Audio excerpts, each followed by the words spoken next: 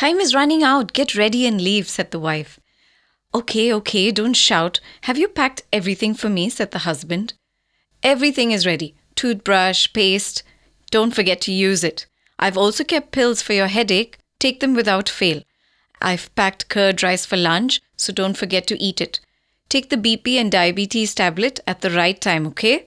I have also kept a blanket and water bottle in case you get tired and want to sleep. Right, now it's time to rush out. Oh, and by the way, the neighbor left at 5 in the morning. What? He told me he'd leave at 8. And when will you be back? What, Ma? Am I going to London or something? I'm just going to the ATM to collect money. I have no clue when I will be back. And the poor man finally left on his journey. This is a slightly exaggerated version of what really happened in our town. We work very hard to earn money, which disappears very quickly and leaves us wanting more. Our whole lives are centered around collecting treasures which are temporary.